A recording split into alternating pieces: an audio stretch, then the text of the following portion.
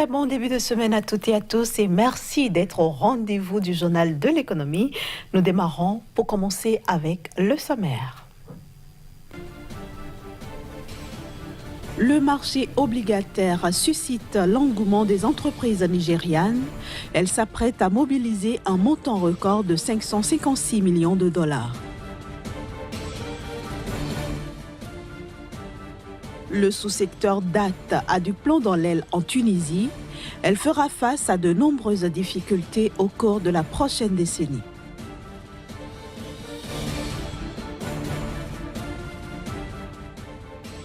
Enfin, nous ferons une petite escale au Sénégal où notre correspondant Tchèque Berté nous fera goûter le café Touba.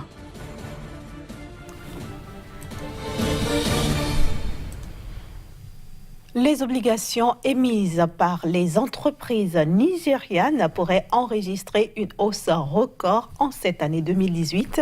Ces entreprises devraient mobiliser 556,3 millions de dollars pour financer des investissements dans le domaine des infrastructures ainsi que dans le domaine de la création de réserves de capitaux.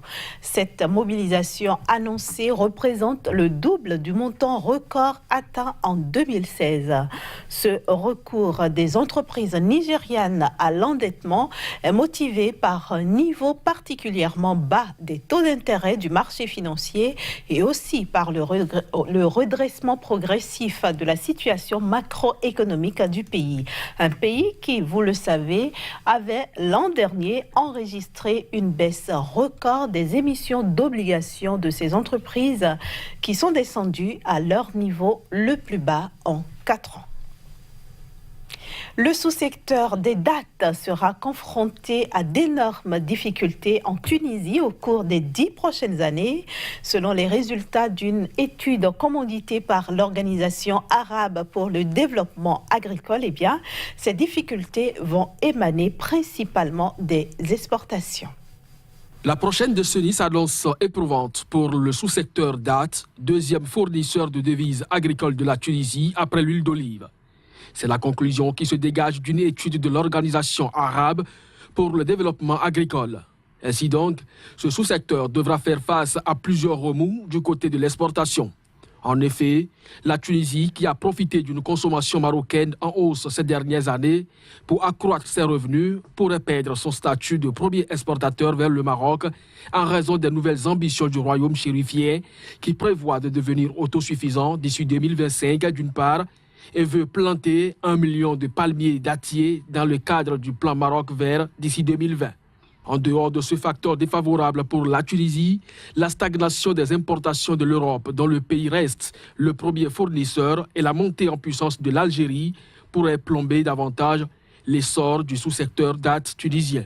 À tout ceci, il faut ajouter les nombreuses contraintes rencontrées actuellement par la branche de production de DAT, notamment le vieillissement des palmiers, l'émiettement du foncier, l'insuffisance de l'encadrement des petits exploitants et la faible mécanisation agricole. Pour corriger le tir, l'Organisation arabe pour le développement agricole préconise la diversification des variétés à travers une orientation vers les espèces précoces pouvant être consommées sur le marché intérieur.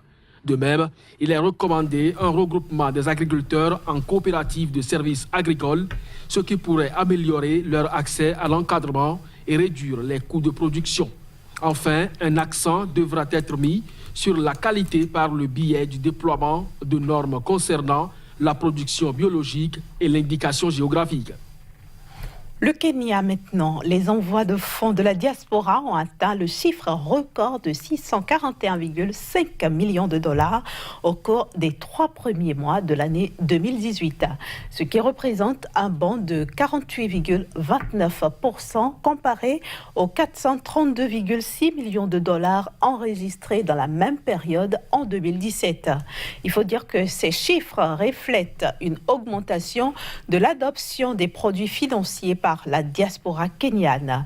Il dépasse par ailleurs les exportations de thé et les recettes du tourisme. Il faut dire que depuis 3 ans, les transferts de fonds sont devenus le principal apporteur de devises du Kenya. Sa diaspora est devenue un acteur économique majeur, en particulier dans le secteur de la construction. Si vous êtes au Sénégal ou si vous vous préparez à vous rendre à Dakar, eh bien, laissez-vous vous tenter par le café Touba. Il s'agit d'une boisson très prisée par les Sénégalais et qui serait même dotée de vertus spirituelles. C'est un quotidien pour Mamadou, presque un rituel qu'il ne raterait pour rien au monde.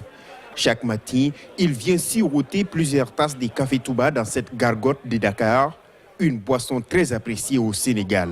Ses consommateurs vantent ses vertus spirituelles et médicinales. Il y a beaucoup de vertus là-dedans, quoi. Oui, ça soigne beaucoup de maladies. À partir du café Touba, on peut soigner 300 maladies. Les hypertensions, ça purifie le sang, les impuissances sexuelles, ça soigne tout. Si je ne bois pas de café Touba la journée, j'ai des maux de tête, quoi. Sur la devanture de cette cantine Café Touba, le visage de Cheikh Amadou Bamba, le fondateur de la confrérie des Mourides. C'est lui qui a importé pour la première fois au Sénégal ces cafés après son exil au Gabon en 1902. La boisson est devenue très populaire et permet à de nombreux jeunes d'en tirer des revenus. Avant, on s'asseyait dans la rue, on faisait rien. Au début, on a commencé le commerce du café Touba avec un petit fourneau et une cafetière. Et puis le commerce a bien marché grâce à ça. J'ai ma propre cantine aujourd'hui. C'est aussi une opportunité économique pour les grossistes qui importent les graines de Côte d'Ivoire. Ils les grillent, puis ajoutent des épices, du tiar et du cou de girofle qui lui donnent un goût particulier et inimitable. Le café arrive en grains, c'est nous qui le grillons, qui préparons le mélange et nous le mettons dans les sachets. On les vend à 2500 francs CFA, c'est un bon business. Parfois, j'en vends jusqu'à 600 kilos par mois.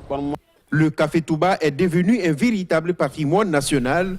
Il concurrence les plus grandes marques de café dans les pays et même au-delà, notamment dans les pays d'accueil où la diaspora sénégalaise est présente.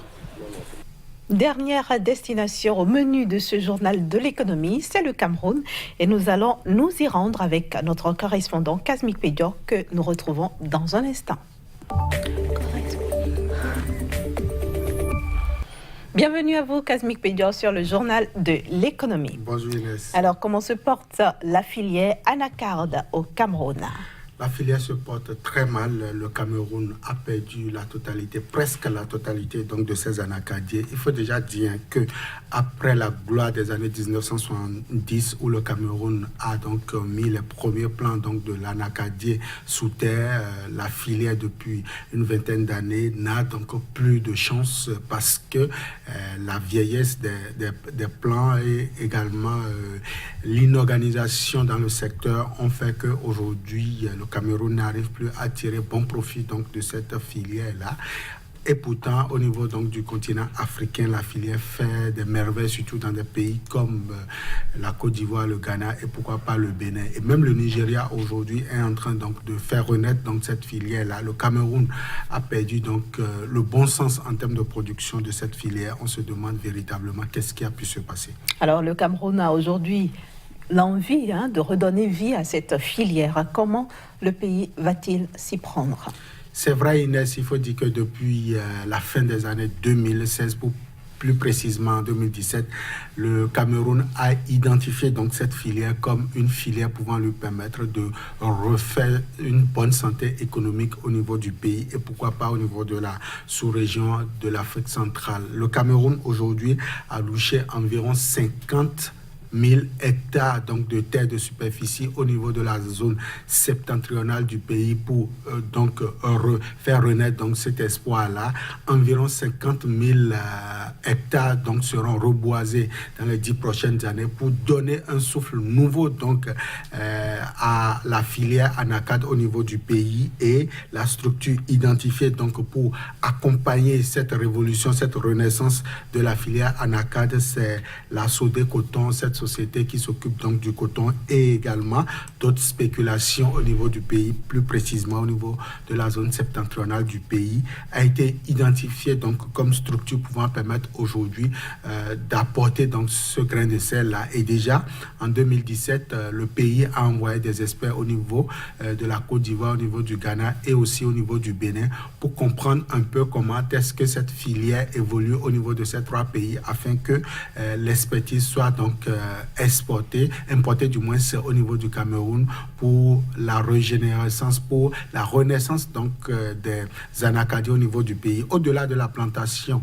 mais aussi de la lutte contre le réchauffement climatique à travers le reboisement et aussi l'envie donc du pays de lutter contre le Boko Haram parce que la zone identifiée aujourd'hui, l'extrême nord du Cameroun, est une zone menacée par le Boko Haram et donc c'est cette zone qui a été identifiée pour ce reboisement. Donc au-delà de ces aspects, le Cameroun compte aussi industrialiser donc cette spéculation-là pour véritablement apporter une plus-value à son économie. Donc voilà un peu le programme qui trottine en ce moment au niveau donc du gouvernement camerounais et j'espère bien que ce programme pourra recevoir donc l'onction financière des partenaires techniques et financiers pour véritablement donner un souffle nouveau à l'économie camerounaise. En attendant d'en arriver là, Kazmi Kouidio, si nous devions évaluer l'apport du cajou à l'économie camerounaise, que dirions-nous?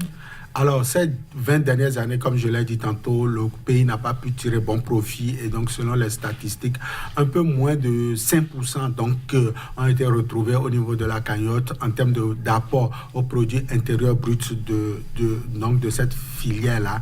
Et selon donc, les prévisions, selon donc, les estimations pour les 10 prochaines années, le Cameroun pourra reprendre progressivement avec un apport de 10% de son produit intérieur brut, quitte à ce que d'ici donc la fin du décennie, donc dans les 10 prochaines années, d'ici à l'orée donc des années 2030, le Cameroun pourra espérer environ 30% donc de son produit intérieur brut. C'est quand même une spéculation aujourd'hui qui fait parler donc d'elle en ce qui concerne donc la renaissance d'un certain nombre de pays tels que donc la Côte d'Ivoire qui aujourd'hui sont en train donc de se battre pour véritablement afficher une très belle performance.